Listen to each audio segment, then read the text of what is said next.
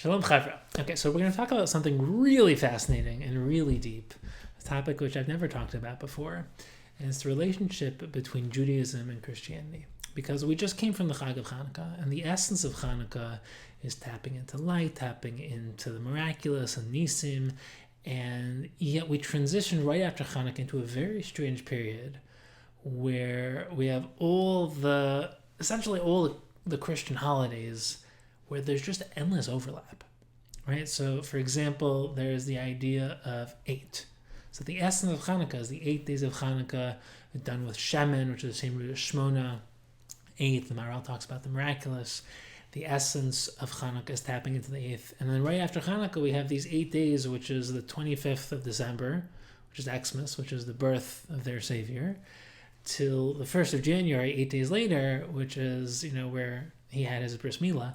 Very strange, 8-8 overlap. And then there's also the 25th of Kislev to the 25th of December. Another strange overlap. And then there's the fact that Xmas starts the night before. That's not a non-Jewish concept, right? The non-Jewish days start in the morning. Why is there Xmas starting the night before? So there's this very weird overlapping Jewish feel of what's happening right now. Right? And you want to ask yourself, where does that come from? And there's something very deep here, very, very powerful, very inspiring, and very important for understanding the essence of Yiddishkeit and the essence of Torah. And to understand that, we want to not only delve deeper into Hanukkah, we want to take a minute to delve deeper into understanding the essence of Torah. So the essence of Torah in relation to, let's call it Torah Shebeksav versus Torah Sheba'al Peh, is that Torah Shebeksav, the essence of Torah Shebeksav is founded on the Chameshei Torah. The essence of Torah Shebeksav is founded on something given through Nevuah, through prophecy, to Moshe Rabbeinu. But that Torah Shebeksav extends itself through Nevuah, through Torah, Nevi'im, and Ksuvim. So all the Nevi'im, all the Ksuvim, it's an extension of Nevuah, it's an expression of Torah Shebeksav. But Torah Shebeksav is unchanging.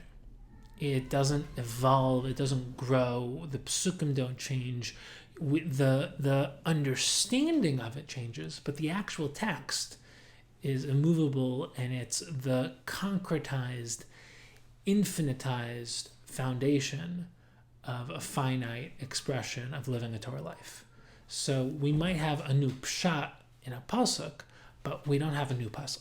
Right? That's the closing of the canon where prophecy ends. Now, the transition where Nevuah ends is around Hanukkah, around Purim time, that transition stage. So Hanukkah is the smallest open miracle in Jewish history. Purim is the biggest hidden miracle in Jewish history. It's the transition point where the open miracles, Nevuah, that transcendent stage of Jewish history, closed, and the new stage of rebuilding that light within the darkness, of having to actually build and express and expand Torah, as the Maharal and Ramchal and the Vilna Gaon talk about. That's the transition to a new stage called Torah Sheba'al Peh. The essence of Torah Sheba'al Peh, the seeds, the foundation of Torah Sheba'al Peh, that was given over to Moshe Rabbeinu as well. But the process and the chiddush and the actual using human intellect to extract the potential from within Torah Shebeksav, which is the essence of learning Gemara. It's the essence of what the Rishonim were doing, and then the Achronim after them, and the Poskim and the Gedolim nowadays. And what happens in the Beis Medrash, the essence of Torah Sheba'al Peh is we don't get clarity given to us. There's no prophet telling us the truth. We have to put the pieces together. We have to use our intellect to integrate into the essence of Torah consciousness, to become Torah and to think in Torah, and then to be mechadesh, to delve into the realm of actually coming up with a new pshat. And you don't come up with a new mitzvah, but you come up with a new interpretation of the mitzvah based on putting pieces together. You have a question in the Rambam here and the question in the Rambam there, and you put the pieces together. That's the essence of Torah Sheba'al Peh, is using human intellect to extract and further and actualize the potential already there within Torah Shebeksav. So you can think of it as a seed that's been planted and we're expressing its potential. A zygote that's expressed into a human being. You're taking something that's, so to speak, infinite, and you're expressing it into the finite. You're taking something that's in potential, you're bringing it into the actual. Now Chanukah is the first stage of this battle. Because the Hanukkah battle was where the Greeks basically said, we're rejecting the Torah, as in we have intellect, and that is the light that is more valuable than the light that Torah gives. And the reason why they reject the Torah was because it was a light of truth that transcended their light, and in order for their light to be a light, they had to create this darkness to block out that which transcends them. So as opposed to the Greeks actually wanting the truth and therefore loving Torah and Yaftal Kim V'Yishkan B'Leishem, that ideally there's supposed to be that synthesis where, philosophy and science and mathematics and like all the arts of humanity are the expression of Stakel B'Raisa Bar Alma, that Torah is the foundation and all of human wisdom is the expression of something infinitely greater. But they try to use human wisdom to block out any infinite wisdom and say that all we need is our knowledge, our truth, and anything higher is going to be blocked out to allow us to egotistically have ownership over the truth, over that light. So the essence of Hanukkah was recognizing that the light of Torah transcends the light of human intellect, but the real defeat over the Greek mentality wasn't saying that you don't need human intellect. It's saying that not only is there a light that transcends human intellect, but the defeat over the Greeks is going to be the birth of the greatest expression of Torah intellect, which was the birth of Torah Shebal Peh. That's why Rav Hutner explains the Hanukkah as the Chag of Torah Shebal Peh, because it's where, Matisyahu didn't get Nevuah, where he said, Mila Hashem Elai, that we're going to basically do what we think is right, even though there's no Nevuah. We don't have a prophet telling us this is the Ratzon Hashem. We're going to tap into the Das of Torah, using the becoming Torah enough. That's why the Gemara says that once Nevuah ended, Chachamim transcend the koach of nevuah, because nevuah, you get the answer. Chachma, you have to use your koach to try to discover the answer. And we live in a time where we have to earn the truth. We don't just receive it as a gift. You get the ultimate answer once you put in the effort, as Ramchal explains, that once you put in the effort, you do receive the end as a gift, but it's no longer nevuah. Now, like we're a lower level and a higher level, as we don't have nevuah, we have to put in the effort to really figure it out within that darkness.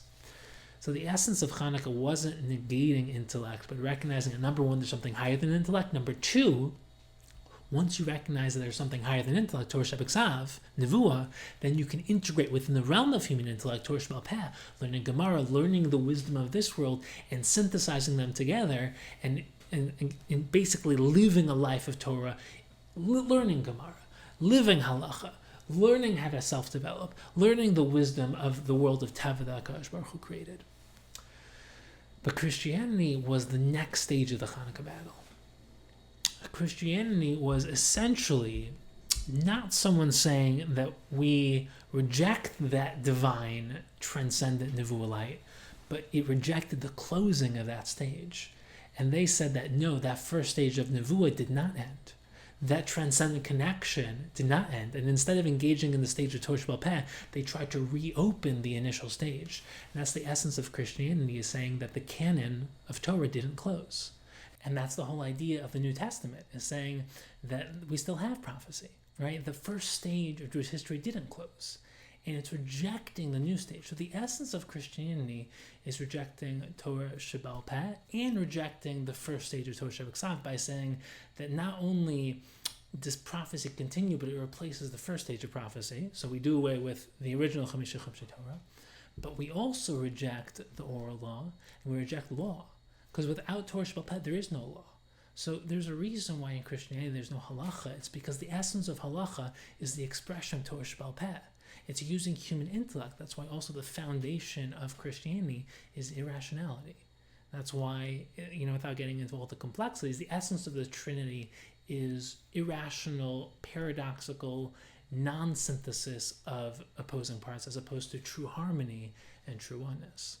And that's why the essence of Christianity is a cross, which is conflict, which is two things that do not synthesize into one, and the physical and the spiritual do not harmonize into one integrated reality, but you have to reject one for the other.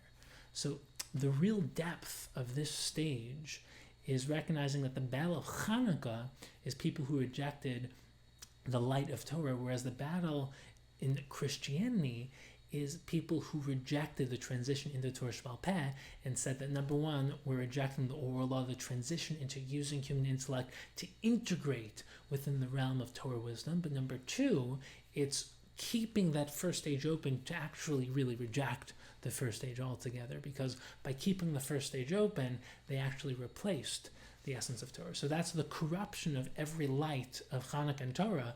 Is you have the 8 days of Hanukkah, the 8 days from Xmas till January 1st. You have the 25th of Kislev, 25th of December. You have the transition from Judaism to Christianity is the transition where, like, literally, the 25th of December, they start celebrating the night of December. That's a Jewish concept of starting celebrating the Chag by night. So the essence is recognizing that the 8 days of darkness that this stage is to counter the 8 days of light of Hanukkah. And that's really also the essence of the 10th of Teves, that fast day that we just experienced, where we are mourning the translation of the Torah into Greek, the translation of the infinite into the finite. So you have the battle of the Torah against the Greeks, you have the battle of Torah against Christianity, but the real essence here is to focus on the real light. The real light is the beauty of Torah, the beauty of Torah wisdom, the beauty of delving into the intellectual expression of Torah wisdom in the realm of Gemara and the analytics, and really trying to grapple with how to apply truth into a finite world. And then that manifests into halacha, which is living out Torah truth in a physical world. And if you reject any of those pieces, the whole system falls apart. So the beauty of Torah is that it's holistic, it's oneness, it integrates everything, it accounts for every piece of the puzzle, but it's not just all the pieces, it's how they harmonize it to one synthesized, perfect, harmonious oneness, which is the essence of truth and the essence of life. So we should be zocheh to tap into the true light of Torah, true wisdom of Torah, and to really appreciate the infinite oneness and wisdom of the gift and opportunity of living a Torah life of MS.